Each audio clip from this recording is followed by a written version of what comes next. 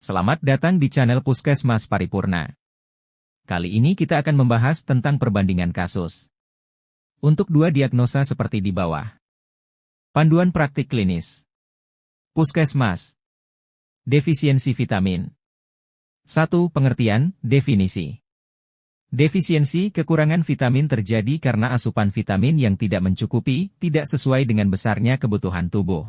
Beberapa faktor yang dapat menyebabkan terjadinya defisiensi vitamin, yaitu gangguan pencernaan atau gangguan penyerapan, malabsorpsi, meningkatnya kebutuhan tubuh akan zat gizi, dan gangguan metabolik. 2. Anamnesis.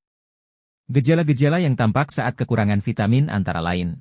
A. Vitamin A, sulit melihat dalam cahaya remang senja hari, kulit kering, infeksi, rambut kering, mata gatal dan terasa terbakar. B. Vitamin B1, gampang lelah, kram otot, kulit kering, kulit bersisik, daya tahan tubuh berkurang. C. Vitamin B2, sudut mulut pecah-pecah, lidah tampak merah dan licin, gampang lelah, kulit bersisik, sariawan, semutan. D. Vitamin B3, gatal-gatal pada tangan dan wajah, gampang lelah, mual. E. Vitamin B6, kurang nafsu makan, gampang lelah, kram otot, luka pada gusi dan lidah. F. Vitamin B12, sakit kepala, anemia, mual, kurang nafsu makan. E. Vitamin C, gusi berdarah, mudah memar, kulit kering, lemah, kurang energi, mimisan, gampang infeksi, nyeri sendi. H. Vitamin D, tulang nyeri, otot lemah, gigi rusak. I. Vitamin E, gampang lelah, rambut kering, rambut rontok, kulit kusam, kram kaki. J. Vitamin K, darah lambat membeku, mudah berdarah, mudah memar. 3. Pemeriksaan fisik. Pemeriksaan tanda vital, tensi, nadi, pernapasan, suhu, bila perlu. Pemeriksaan khusus. A. BB-TB 70% atau 3 SD. B. Lemah. C. Demam. D. Frekuensi dan tipe pernapasan, pneumonia atau gagal jantung. E. Sangat pucat. F. Pembesaran hati, ikterus. G. Tanda defisiensi vitamin A pada mata, konjungtiva kerik, ulkus kornea, keratomalacia. H. Ulkus pada mulut. I. Lila 11,5 cm untuk anak Juni 59 bulan. 4. Pemeriksaan penunjang. 5. Kriteria diagnosis. Diagnosis ditegakkan berdasarkan anamnesis dan pemeriksaan fisik. 6. Diagnosis kerja. Defisiensi vitamin. 7. Diagnosis banding. 8. Penata laksanaan. Penata laksanaan. 1. Vitamin A dosis tinggi diberikan pada anak gizi buruk dengan dosis sesuai umur pada saat pertama kali ditemukan. 2. Makanan untuk pemulihan gizi dapat berupa makanan lokal atau pabrikan. A. Jenis ada 3 pilihan, makanan terapeutik atau gizi siap saji. F100 atau makanan lokal dengan densitas energi Eg sama terutama dari lemak, minyak, santan, margarin. B. Pemberian jenis makanan untuk pemulihan gizi disesuaikan masa pemulihan, rehabilitasi. 1 minggu pertama pemberian F100. Minggunya jumlah dan frekuensi F100 dikurangi seiring dengan penambahan makanan keluarga. 9. Edukasi. Edukasi pasien dan keluarga untuk pencegahan penyakit dengan menjaga kebersihan diri, pilihan asupan gizi seimbang dan stamina tubuh. 10. Kriteria rujukan. 11. Prognosis. 1. Ad vitam, bonam. 2. Ad functionam, bonam. 3. Ad sanationam, bonam. 12. Referensi. 1. Permenkes No. 5 tahun 2014 tentang panduan klinis bagi dokter di Fashiankes Primer. 2. Buku Bagan Tanah Anak Gizi Buruk. Departemen Kesehatan Republik Indonesia. Direktorat Jenderal Bina Kesehatan Masyarakat, Direktorat Gizi Masyarakat. 200. Malnutrisi energi protein, MEP. 1. Pengertian, definisi. MEP adalah penyakit akibat kekurangan energi dan protein umumnya disertai defisiensi nutrisi lain. Klasifikasi dari MEP adalah 1. Kwashiorkor. 2. Marasmus. 3. Marasmus kwashiorkor. 2. Anamnesis. Keluhan. 1. Kwashiorkor, dengan keluhan. A. Edema. B. Wajah sembab.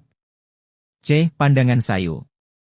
D. Rambut tipis, Kemerahan seperti warna rambut jagung, mudah dicabut tanpa sakit, rontok. Anak rewel, apatis. 2. Marasmus, dengan keluhan. A. Sangat kurus. B. Cengeng. C. Rewel. D. Kulit keriput.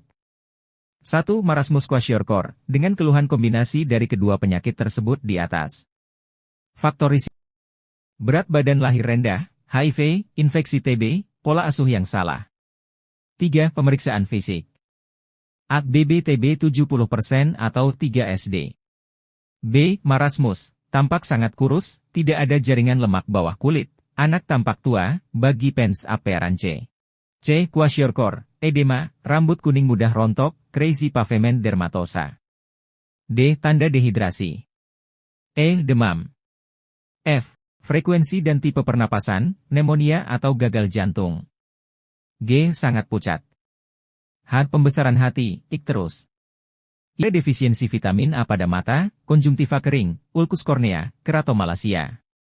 J. Ulkus pada mulut. K. Lila 11,5 cm untuk anak Juni 59 bulan. 4. Pemeriksaan penunjang.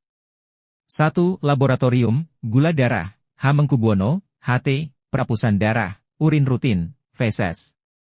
2. Antropometri. 5. Kriteria diagnosis. Diagnosis ditegakkan berdasarkan tanda dan gejala klinis serta pengukuran antropometri. Anak didiagnosis dengan gizi buruk apabila 1. BB-TB 3 SD 70% dari median, marasmus.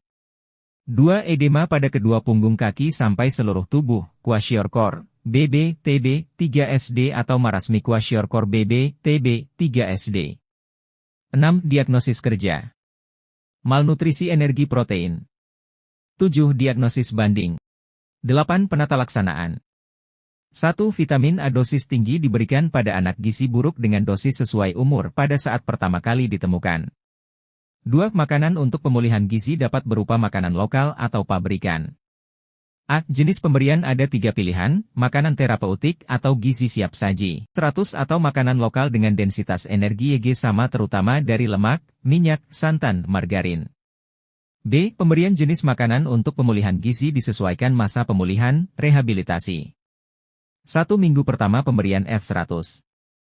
Minggu berikutnya jumlah dan frekuensi F100 dikurangi seiring dengan bahan makanan keluarga. Kunjungan rumah. A. Tenaga kesehatan atau kader melakukan kunjungan rumah pada anak gizi buruk rawat jalan, bila berat badan anak sampai pada minggu ketiga tidak naik atau turun dibandingkan dengan berat badan pada saat masuk, kecuali anak dengan edema. Anak yang 2 kali berturut-turut hilang tanpa pemberitahuan. B. Kunjungan rumah bertujuan untuk menggali permasalahan yang dihadapi keluarga termasuk kepatuhan mengonsumsi makanan untuk pemulihan gizi dan memberikan nasihat sesuai dengan masalah yang dihadapi. C. Dalam melakukan kunjungan, tenaga kesehatan membawa kartu status, checklist kunjungan rumah, formuliran, makanan untuk pemulihan gizi dan bahan penyuluhan. D. Hasil kunjungan dicatat pada checklist kunjungan dan kartu status. Bagi anak yang harus dirujuk, tenaga kesehatan mengisi formulir rujukan. 9. Edukasi. 1. Menyampaikan informasi kepada ibu, pengasuh tentang hasil penilaian pertumbuhan anak. 2. Mewawancara ibu untuk mencari penyebab kurang gizi. 3. Memberi nasihat sesuai penyebab kurang gizi. 4. Memberikan anjuran pemberian makan sesuai umur dan kondisi anak dan cara menyiapkan makan formula, melaksanakan anjuran makan dan memilih atau mengganti makanan. 10. Kriteria rujukan. 1. Bila terjadi komplikasi, seperti sepsis, dehidrasi berat, anemia berat, penurunan kesadaran. 2. Bila terdapat penyakit komorbid, seperti pneumonia berat. 11. Prognosis. Prognosis umumnya dubia et bonum untuk et vitam, sedangkan untuk quo et functionam nationam umumnya dubia et malam. 12. Referensi. Keputusan Menteri Kesehatan Republik Indonesia Nomor HK-02-02 Menkes 514/2015 tentang panduan praktik klinis bagi dokter di fasilitas pelayanan kesehatan tingkat pertama.